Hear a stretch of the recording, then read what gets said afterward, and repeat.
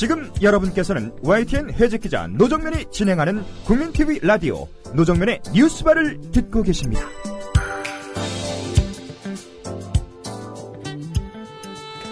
조중동이 감추는 세상, 조감세상 시간입니다. 매주 화요일 이 시간에는 조중동으로 대표되는 주류 언론들이 감추고 왜곡해온 현장을 찾아갑니다.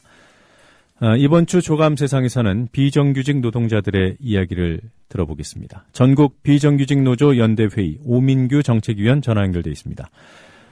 오 위원님 안녕하세요. 예, 4주 만에 다시 뵙습니다. 네. 날씨가 많이 쌀쌀해졌네요. 네, 예. 그러네요. 네. 자, 최근에 또 현대차 비정규직 노조 간부 등에 대한 유죄 판결이 있었더군요. 예, 10월 23일인데요. 네. 2010년 파업 당시 지도부였던 이상수 전 지회장을 비롯해서 간부 19명에 대한 항소심이었는데요. 네. 원심에서 일단 뭐 집행유예형이나 벌금형으로 유죄 판결이 있었는데, 항소를 기각하고 원심 판결을 유지한다는 판결이었습니다. 예. 네. 그 이외에 또 다른 분들 요번에 또 1심 판결 난 것도 있지 않았나요? 그게 그 지도부에 대한 형사 처벌 외에 이제 그 조합원들 예, 네. 그것도 마찬가지로 2010년 건인데요. 아, 그래요. 예. 그 관련해서 최근에 이제야 3년 만에 1심 판결이 난 게 있습니다. 예. 네, 그것도 울산지법이죠? 예, 맞습니다. 네. 예. 자, 뭐 이런 형사 판결도 판결이지만 이 손해배상 압박이 매우 강한 상태인데요. 네, 맞습니다. 지난달에 조합원 11명에게 20억을 물어내라는 판결이 있었죠? 예. 이게 10월 10일 날 아마 선고가 됐던 걸로 기억하는데요. 네. 이것도 마찬가지로 2010년 11월에 저희 이제 비정규직 노조 조합원 가입률이 제일 높았던 사업부인데요. 시트사업부. 여기서 이제 그 파업에 이제 물꼬를 트기 시작했었는데 그 사건과 관련한 판결이었습니다. 11명 조합원에게 20억의 손해를 배상하라는 판결이었습니다. 네. 뭐 20억을 11명이 물어내려면은 1인당 1억 8천만 원 정도일 텐데. 예, 그렇죠. 예.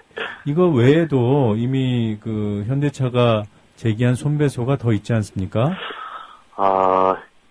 사실은 이제 울산 공장만 보면 2010년 이 사건부터 시작해서 총 한 15개의 손배소가 있습니다. 네.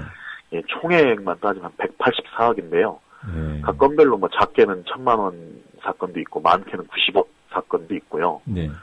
그리고 뭐 작게는 한 10여 명에게 건 손배소도 있었고, 많게는 90억에 달하는 손배소도 있었고요. 이게 울산 공장만 해당되는 거고, 그 아산 공장의 경우에는 16억, 그리고 네. 전주 공장 비정규직 지회도 39억 해서 도합 한 240억의 손배소가 있고요. 여기에 연루된 지금 조합원들만 한 400여 명이 되고 있습니다. 지금 수차례에 걸쳐서 2010년 사건을 언급해 주셨는데, 예. 그때 어떤 일들이 있었던 거죠? 2010년 7월 22일 날, 최명승 조합원에 대해서 대법원 판결이 나오는데요. 네. 익히 아시다시피 현대차 사내하청은 불법 파견이고, 2년이 경과하면 당연히 정규직으로 봐야 한다는 판결이 나옵니다. 네. 그 뒤에 이제 현대차 비정규직 노동자들이 노동조합에 집단적으로 가입했고, 거의 한 2천여 명 가까이 이제 노동조합으로, 가입을 하게 되었고요. 앞서 말씀드린 그 시트 사업부 같은 경우는, 노동조합 조직력이 강해지니까, 회사 측에서 그쪽 업체 사장을 교체해버리고, 네. 그리고 신규 채용을 할 테니까, 그러니까 뭐 정규직 신규 채용이 아니고, 바뀐 업체, 하청업체로 신규 채용을 할 테니까, 입사 원서를 내라. 뭐, 이제, 이런 얘기를 하는 거죠. 사실상 이제 조합원들을 잘라내겠다는, 의도여서, 그 당시 11월 15일, 시트사업부에서 먼저 파업에 들어가게 되고요.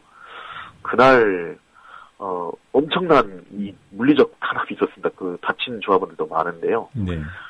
공장에서 시트사업부 조합원들이 다 쫓겨나게 되고, 거기에, 이것 자체가 불법 파견을, 은폐하려는 현대차의 무지막지한 탄압이다라고 판단을 해서, 그날부터,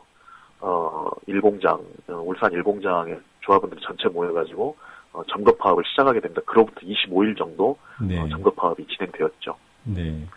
그러니까 최병승 씨에 대한 대법원의 그 판결, 그러니까 승소 판결이죠. 현대차가 이제 진 거란 말이에요.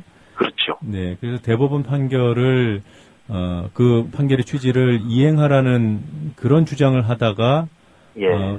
사측하고 갈등이 빚어졌고 그 와중에 일어난 일로 지금 손배소를 당하고 있다는 이 말씀이시네요? 예, 전부 다 그런 취지입니다. 예. 네. 현대차 입장을 보니까요. 뭐 그동안은 노사관계가 뭐 일시적으로 또 좋아지면 소송도 취하고 그랬지만 앞으로는 없다. 뭐 예. 노조에 대해서 법과 원칙에 따라서 엄정하게 대응하겠다 이런 말을 했는데 어떻게 보십니까? 예. 뭐 앞에 노사관계에 따라서 소송 취하한 사건들에 대해서도 그런 사건이 발생하면 항상 회사는 그런 입장을 냈고요. 네. 근데 한 가지 사실관계만 중요하게 살펴보면 될 것 같은데요. 지금 손해배상 걸려있는 400명 조합원들 중에 지난 3년 동안 뭐 소수지만 일부 노조 탈퇴하신 분도 계시고, 네. 신규 채용 절차를 거쳐서 극소수지만 정규직이 된 노동자도 있긴 합니다. 네. 근데 어쨌건 현재 비정규직 지회 조합원들은 아닌 거죠, 그분들은. 근데 앞으로 1심 판결이 끝나고 2심, 3심으로 올라갈 때, 회사가 항상 그래왔는데요. 아마 이분들에 대해서는 소송에서 빼줄 가능성이 높습니다. 네. 예. 다시 말해서, 뭐, 법과 원칙에 따라서 엄정하게 대응한다고 해놓고 사실은 노조만 탈퇴하면 빼주는 노조 말살 정책이나 다름없는 거죠. 정확히 말하면 법과 원칙에 따라 엄정하게 대응한다는 말은 불법 파견 관련해서 저희가 회사에게 돌려줘야 될 말인데요. 예. 그러니까 최병승 씨 그런 대법원 판결에 따라서 이 비정규직 문제를 그야말로 법과 원칙, 대법원 판결에 따라 해결하라 이것이 노조의 입장이죠. 예, 맞습니다. 예. 이제 최병승 씨 사례 말씀이 나왔으니까 최근에 나온 임금 소송 결과를 좀 여쭤보겠습니다. 10월 31일이었던가요? 맞습니다. 10월 31일이었습니다. 예. 뭐 이미 대법원에서 그 불법 파견과 부당 해고 판결은 내려졌는데, 네. 문제는 그 당시 그 기간, 해고 기간 임금을 어떻게 할 것인가까지는 판결이 안 나왔었는데요. 네.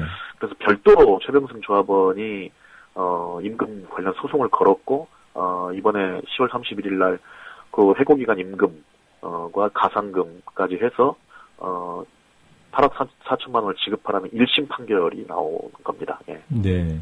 8억 4천만 원이 어떤 기준으로 산정된 건가요? 예. 뭐 금액을 보고 놀라시는 분들이 좀 계시는데요. 이거는 2005년 2월 5일 날, 해고됐는데요. 최병승 조합원이. 네. 그때부터 올해 2013년 1월 8일까지, 약 한 8년 동안. 네. 정규직으로 일했다면 당연히 받았어야 할 임금. 네. 이게 한 3억 300만 원가량 됩니다. 네. 근데 현대차 단체 협약에는 부당 해고로 판정될 경우에는 해고 기간 평균 임금의 200%를 가산해서 지급하도록 규정하고 있는데요. 네. 이건 일종의 이제 해고권을 남용하지 못하도록 회사에게 일종의 페널티를 물리는 취지입니다. 네. 근데 최병승 조합원의 경우에 이 금액이 약 한 5억 3,700만 원가량 돼서요. 네. 해고 기간 임금 3억 300만 원과 합하면 8억 4천만 원을 지급해야 한다는 겁니다. 네. 제가 지금 말씀해 주신 것을 다시 한번 정리해 보면요. 예. 현대차 단체 협약에 따르면은 부당 해고로 판결이 확정될 경우에 기존 임금의 가산금 200% 그러니까 3배인 거죠. 그렇죠? 예, 그렇죠. 네, 기준 금액의 3배를 지급하도록 노사 협약이 돼 있고요. 예. 지금 최병승 씨 같은 경우에 2005년에 부당 해고가 돼서 지금까지 8년 동안 예. 미지급 임금이 당연히 받아야 될 원금이 2억 8천만 원이죠. 정확히는 3억 300만 원가량 되고요. 네. 근데 여기에 딱 200%가 아니고 그 평균 임금의 200%라서. 그렇군요. 예. 계산하기 쉽게 2억 8천이라고 하고요. 그렇죠. 예. 그렇게 되면 딱 3배가 됩니다. 예. 네. 연봉 기준으로 3천만 원 조금 더 되네요. 저도 이번에 판결을 보고 새롭게 알게 됐는데요. 네. 사실은 이제 그 8년 기간 동안 최병승 조합원이 저희 현대차 비정규직 투쟁 관련해서 고소고발 당하고 2번가량 구속이 됐습니다. 네. 예, 구속기간이 약 1년 되는데요. 예. 구속기간에는 일할 수 없는 처지이기 때문에 어차피 뭐 복직이 되더라도 네. 이 기간은 임금 청구가 불가능하다고 판결이 났네요. 정확히 얘기하면 총 7년간 체불임금이 나오게 된 거고요. 네. 그래서 약 평균임금으로 따지면 연간 4천만 원 가량. 예. 네. 예, 이게 정규직 임금 기준으로 네. 해서 4천만 원이라는 겁니다. 예, 뭐 현대차 노동자들은 귀족 노조원들이라서 돈 많이 받는다고 하더니 연봉이 4천만 원이네요.